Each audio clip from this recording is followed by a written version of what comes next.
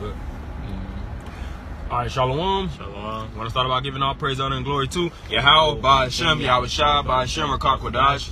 Double honors to the apostles and elders of Great Millstone, and Shalom to all the Akim out there pushing the word of sincerity and the truth.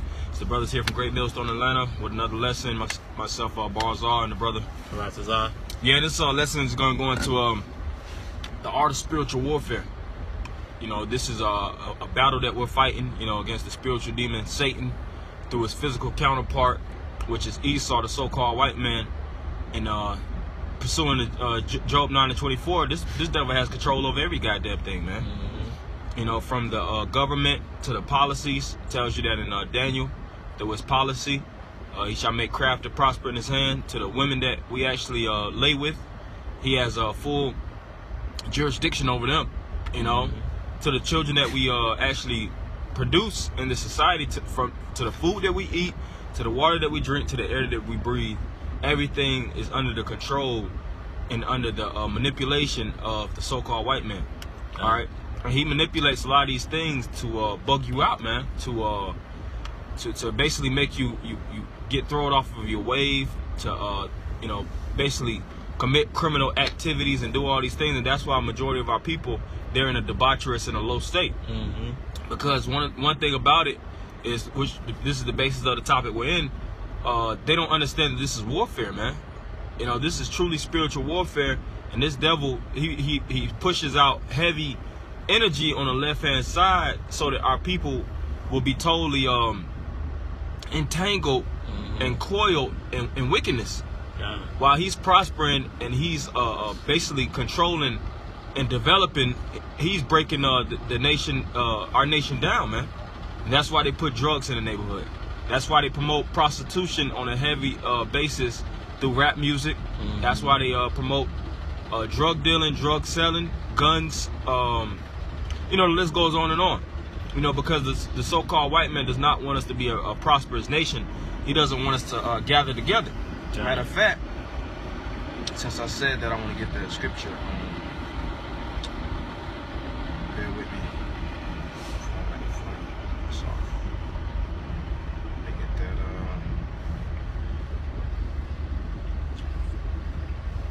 Like I was saying, this devil doesn't want us to gather together. When you think about even the essence of warfare, the less that troops can actually come together in alignment and in a picture perfect mentality, the enemy has the advantage over them every time, due to the fact that if the troops aren't together, they're not in one frame of mind. That means that basically they can't work together. They can't work in congruent. They can't work in conjunction. Let me see if I can get this real fast.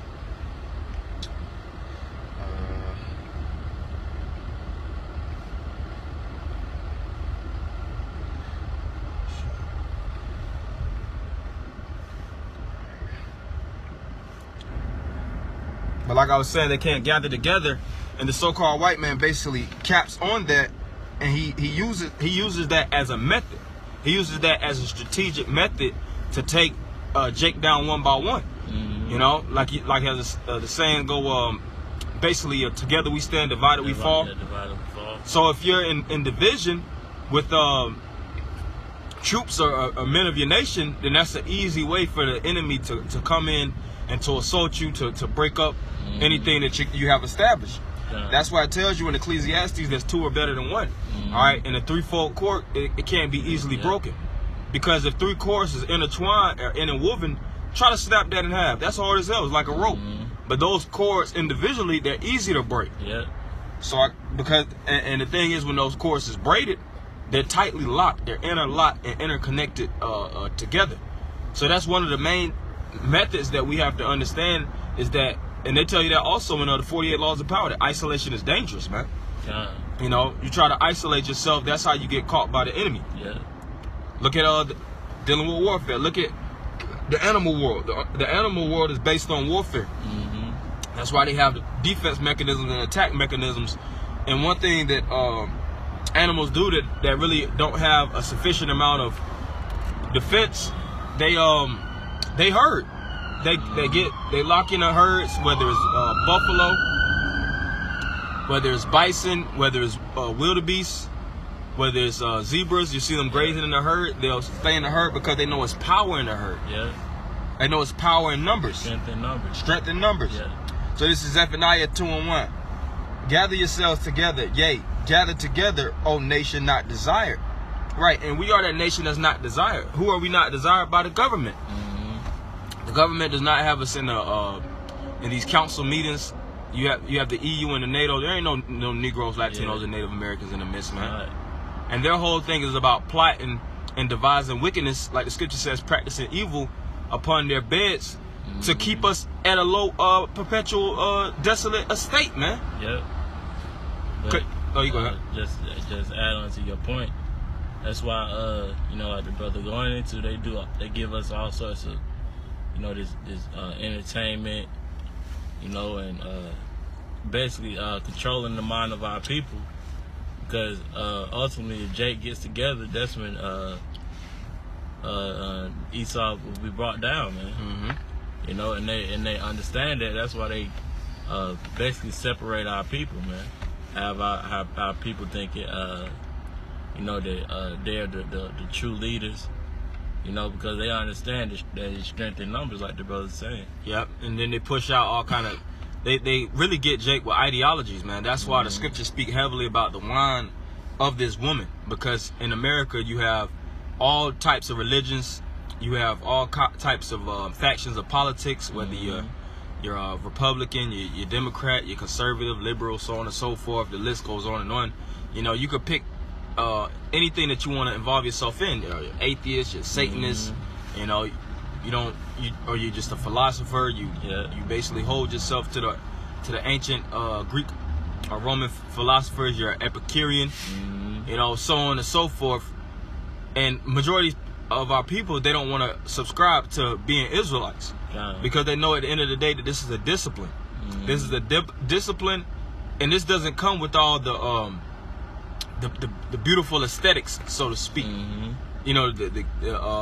Basically, this isn't a so-called organization, or this isn't a thing where it's glory. This is shame with being an Israelite. The scripture says, Paul spoke about basically the hell that he caught for Yahweh Shah's sake. Yeah. The sufferings, the stripes and the lashes. Basically, so he was basically saying he was being defamed for the word's sake. Yeah, for the word's sake. But he understood that he was running into the brunt of the battle. Because when you in the background, you're not basically in the action, man. Yeah, and it's hard. It's hard to continue, in whatever you into if you're not getting the glory for it.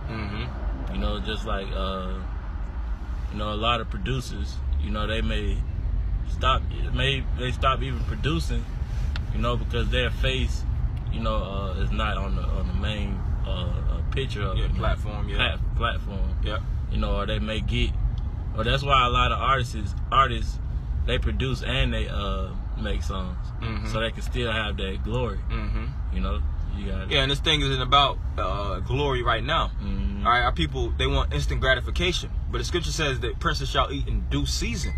So in due time we'll get our respect. In due time we'll get our glory and things of that nature. But first and foremost, Yahweh Shah has to receive his glory. And right now we're nothing but grunt workers, man. Yeah. We're in the foxhole. Like when you watch these war movies, you'll see the men in the dirt, with the gun and the sandbags all surrounding them, encompass the battle, and they're basically waiting on the troops to strike. They always watching, being vigilant. It might be a couple men in the bunker, and that's all they got, man. They might after the battle is done, they might have a little woman in their tent, and things of that nature. They might can get a little box here and there. But the essence of their mind is basically fixed on warfare, man. So what? They don't get caught off guard. And the men that's slipping, the men that take warfare for a joke, that be the main ones that die, man. Yeah, they get caught up. They get caught up because they don't take things seriously. They don't understand the gravity of what they're involved in. All right, so I'm gonna continue with this. Zephaniah 2:1. Gather yourselves together, yea, gather together, O nation not desired. Before the decree bring forth, before the day pass as the chaff, before the fierce anger of the Lord come upon you, before the day of the Lord's anger come upon you. Right, and the Lord himself is going to declare war upon the nations. John. When you read the scriptures, it says that the Lord is going to come in a white horse. Mm-hmm. All right, the white represents pureness, and the horse represents power. The ancient style of war, whenever you would march to the battlefield, you would actually march there on a horse. Mm-hmm. So the Lord is going to actually take this devil down, and this devil is on a horse. All right, that's why in New York you have the so-called white man on the horse, and you have a Native American on one side, and you got a Gadite on the other side, showing that the so-called white man is in a position of power, and he's in a position of rulership, and we're in subjection under him. And when you read Revelation, the 6th chapter, he's known as different styles of horses. All right, because he's waging war. He's known as that red horse. All right, that brought death into the world. Matter of fact, I'm gonna read a little bit on that, because that's still tactics of warfare, man. And this devil takes war seriously. That's why the main blessing that was given to him in Genesis, the 27th chapter, if I'm not mistaken, was the sword, man. And it was said, basically by the sword you shall live. So I started 7. Yeah, I'm gonna start at 7. Matter of fact, I started at 3. And when Revelation 6 and 3, and when he had opened the second seal, I heard the second beast say, "Come and see." And there went out another horse that was red, and power was given to him that sat therein to take peace from the earth. And at this point in time, there is no peace from the earth. Peace in the earth. There's no peace in the ocean. There's no peace in these Jurassic regions, so to speak, these jungle areas where all the different exotic animals reside. You know, and there's no peace on the land, man. That's why it's Negroes that's always getting shot on the daily by the cops. Hands up, don't shoot. Getting choked out by the cops for no apparent reason. Now, of course, we know there's judgment and things of that nature, but this devil is on a rampage, man. There's no logically speaking to this man.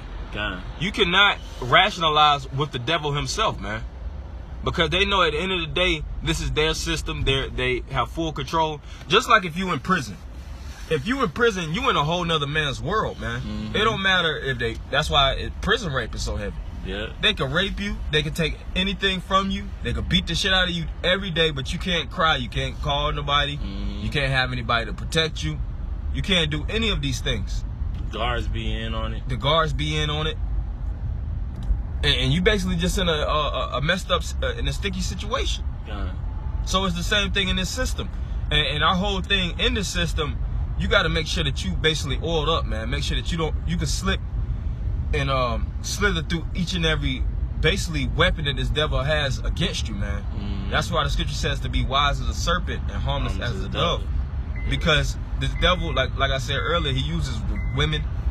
He uses food to sicken you so that you'll be in and out of the hospital, or you laying down, you'll have a lack of energy, you have a lack of motivation, and that produces what?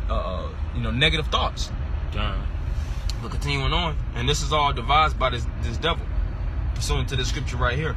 And power was given to him that sat therein to take the peace from the earth, and that it should kill one another. And there was given unto him a great sword. And that's on a macro level. And on a micro level. Because when you deal with the government, you have macroeconomics and microeconomics. And everything on a bigger overview, it trickles down to the smaller things, man. Like for instance, you have the women's liberation movement. That's a macro thing. That's something that's big in the government. Is liberty to women, giving women rights to live freely, to do what they want, giving them higher paid jobs, giving them the freedom of speech, the freedom to divorce, freedom to basically step on their man's toes any chance they get, which in turn has produced what? Foul, proud women. And it is broken down to a micro level to your household. To the point where you can't even control your woman. You can't say anything to her because she has a level of power. That goes back to the separation that Esau uses against our people, so that we won't come together. And because the scriptures say let everything be done decently and in order. know, and there's no order here. That's right. Therefore, that causes chaos, man. Yep. And this is a chaotic world, but our job in this chaotic world is to move and maneuver. Because if you know that things are dead set against you, don't jump into the hole that this devil already got set up. Just like if you see a booby trap on a battlefield. If you recognize a booby trap, or if you're walking through landmines and you see, which of course in most cases you can't see it, but if you can recognize, if you have, in most cases like back in the day, they would have war dogs. If a war dog gives off the detection that it's a mine in front of you, don't walk into the mine. You know, it sounds simple and it sounds like it's you know, basically common sense, but that analogy is the same thing with women. That analogy is, well, because what it say, a whore is a deep ditch. So a woman in turn is basically likened unto a booby trap or a landmine, and if you step on it, if you dive in too deeply, like, you know, they had a like movie into if you get in too deep, and you're gonna be in a situation where you can't get out, man. And you know, the thing is, you're gonna make mistakes, but you have to record these mistakes in your mind, because you're gonna lose little mini battles and skirmishes, but it's about winning the war. And when you make these mistakes, don't keep making the same mistake over and over again. And that's when you're basically your diagnosis is clinically insane, man. When you keep doing the same thing repetitiously over and over again, and you think that you're going to receive different results, but you're receiving the same results, man. Same outcome. That means you have to develop tactics. You have to develop strategy. All right. And that's really the main thing I wanted to get with that Revelation 6. Matter of fact, I'm gonna read a little bit more, and then I'm gonna go to this 10. All right. It says, nah, that's really the main thing. That hit the point, because it goes through a series of different horses that this devil was. Of course, brothers, you know, that already know, you know, of course you know, but the brothers that don't know, you can read and go through it whenever you get the opportunity. But I want to get this other scripture in Timothy, because Paul spoke about this spiritual warfare also, and he basically told his men to fix your mind and get your mind in the midst of this warfare, and understand that you are in the midst of the battle. All right, and don't get caught off guard. 1 Timothy 1:18. This charge I commit unto thee, son Timothy, according to the prophecies which went before on thee, that thou by them mightest war a good warfare. So Paul is telling Timothy to war a good warfare. All right, you on a battlefield, you know, it's things that's going to be launched dead in your face. You're going to get knocked down, but you have to keep your confidence. You have to stay encouraged. That's even a tactic. Satan wants to keep your morale low, man. Yeah. And when your morale is low on the battlefield, it's hard for you to win and get a victory.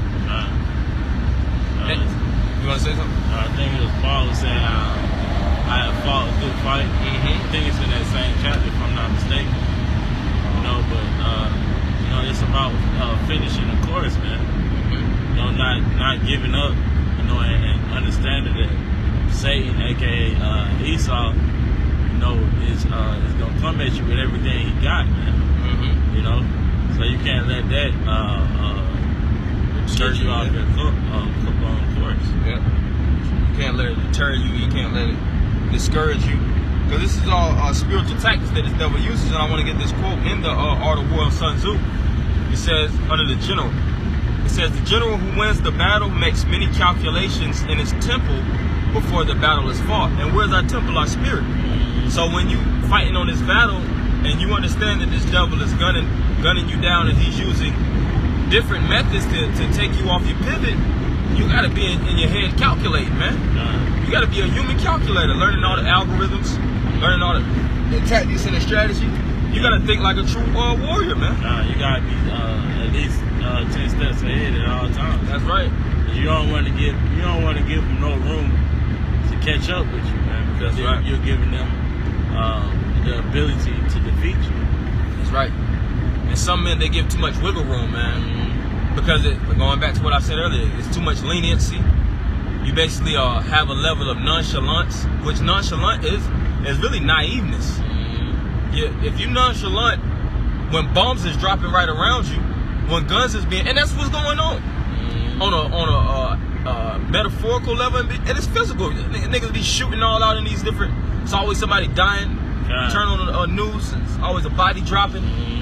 It's always some poison that's being produced out here. Yeah. Hell, we living in the sex trafficking in heaven, man. Haven. All right, Atlanta. It's all kind of child trafficking and sex trafficking around us. All kind of foul spirits and idols. The valley of the shadow of death. The valley of the shadow of death.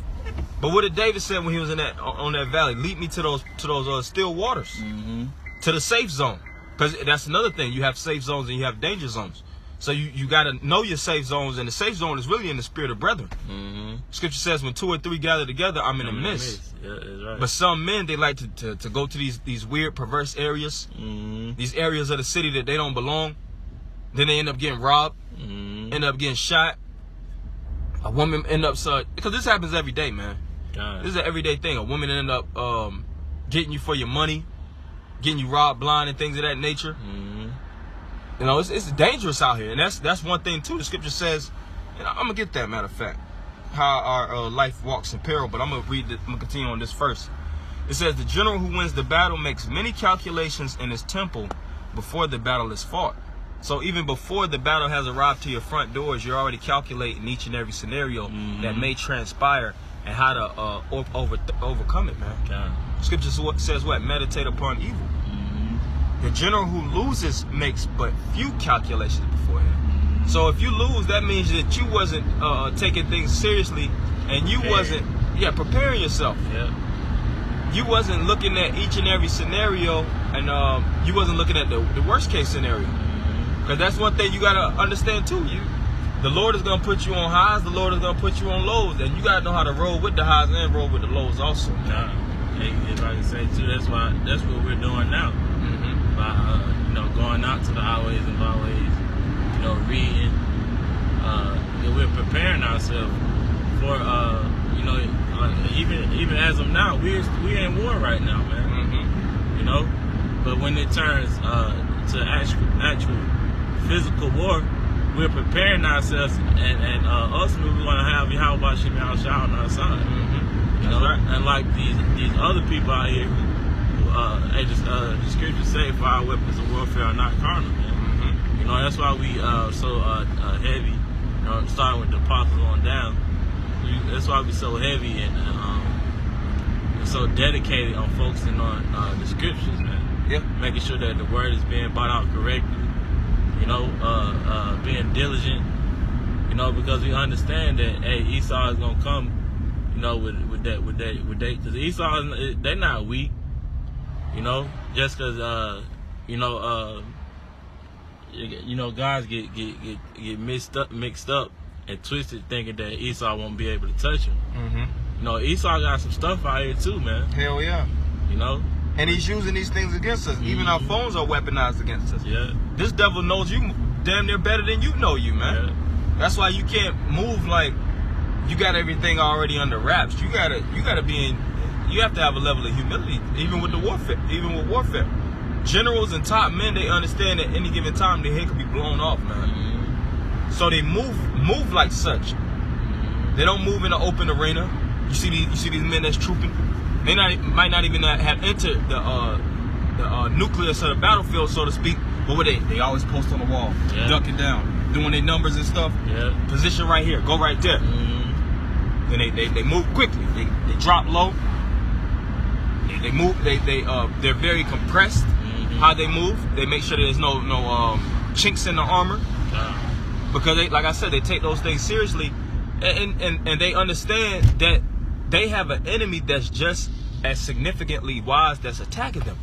The enemy has a general. The enemy has a man that's studying the art of warfare. Hell, the book that we going into, the art of warfare, they don't know these things, man.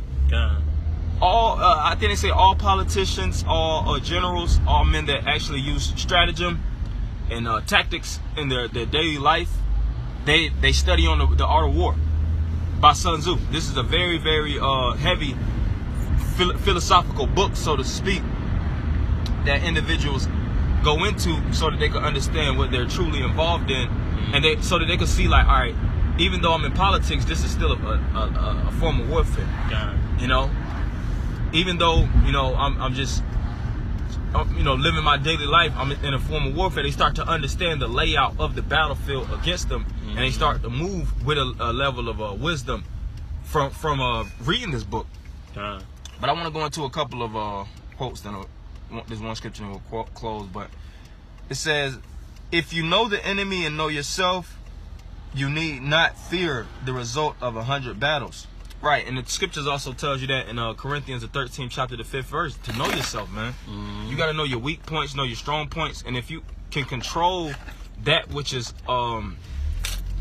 within, and you have a level of, you could develop off of your weaknesses and make your weaknesses your strengths, and leverage also your strengths, then you're good. You know, like I said, it's still a lot that comes with it. Of course, you not being naive. You still moving with a level of keenness and wisdom. The men around you are moving like that also. You saying that which needs to be said. Men are taking correction. Men are seeing the gravity of the battle too. Because it can't be a few men that have their head on a swivel and you got one man that's just chilling, man, sleeping on the job. Yeah. If one man is sleeping when he's supposed to be watching and the other men are sleeping, everybody gonna die, man. That's right. So everybody has to watch. Everybody has to be on point. It says, victorious warriors win first and then go to war. Excuse me, I'm gonna enlarge it. Victorious warriors win first and then go to war, while defeated warriors go to war first and then seek to win. I'm gonna keep going. It's some good points in here. That's why it's good to learn these warfare philosophies, so to speak. Yeah.